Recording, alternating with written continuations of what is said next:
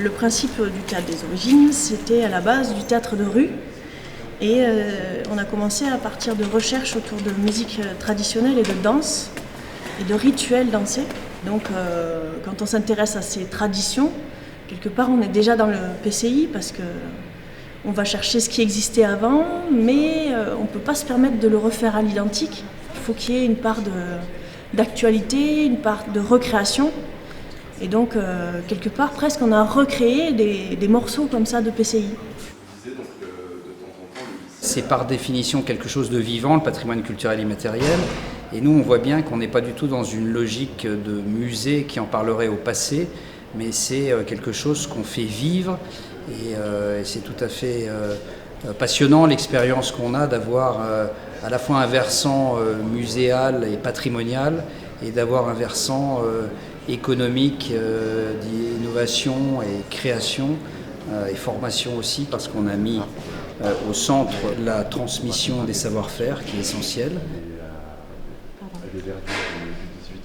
Le principe du théâtre des origines, c'est de s'inspirer du lieu, d'aller un petit peu chercher les mythologies, les personnages, les petites phrases, les petits savoir-faire, et puis de l'inclure dans nos spectacles.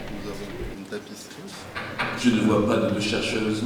Où ça? Oh, par là? Oh! Quand on parle du loup. C'est ici que le professeur Buffarel nous a donné rendez-vous. Oui, youpi, nous y sommes! C'est vraiment une conférence théâtralisée PCI.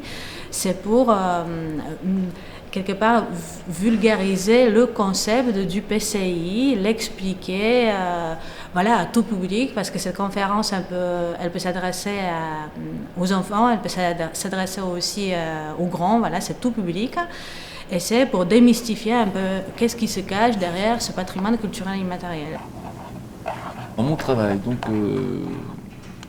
c'est le professeur Buffarel qui sera derrière elle et qui va les seconder dans leur démarche sur le PCI. Et donc ce professeur sera animé. Tout sera en petit dessin animé. Une mission d'importance capitale vous attend. Cette fois, vous ne voyagerez pas seul. C'est moi qui pars. Arrête un escalier. Oui, sauf que là, elle n'est pas bonne, il faut la zapper. Et après, tu as la 9-10. 9-10, c'est la 9 plus la 10. On pourrait en profiter pendant que... Le cheval, il ne serait pas apparu comme ça si j'avais pas vu les fils.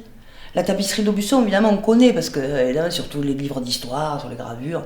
Mais là, d'y être confronté vraiment dans la chair, dans le fil, dans le métier, de voir tout ça, ça nourrit quelque part, de toute façon.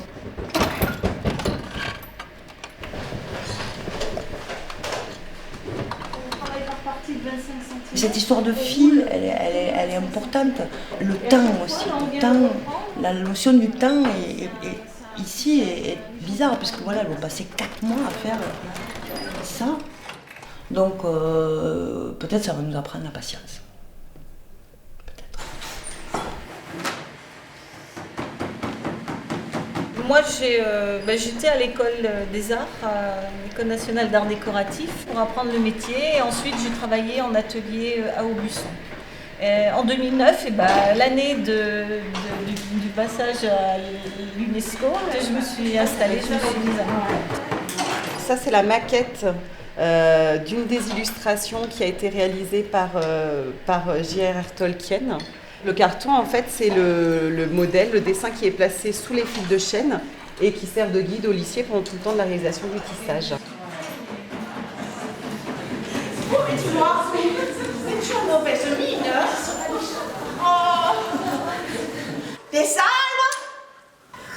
Pour nous, le patrimoine culturel immatériel, c'est de la pratique.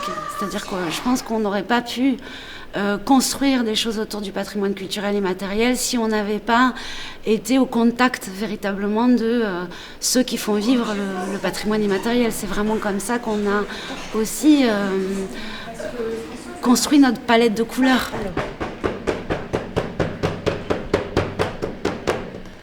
Un lieu comme ça vaut le coup d'aller chercher des sons après pour les transformer, pour les mettre un peu derrière, pour faire une ambiance.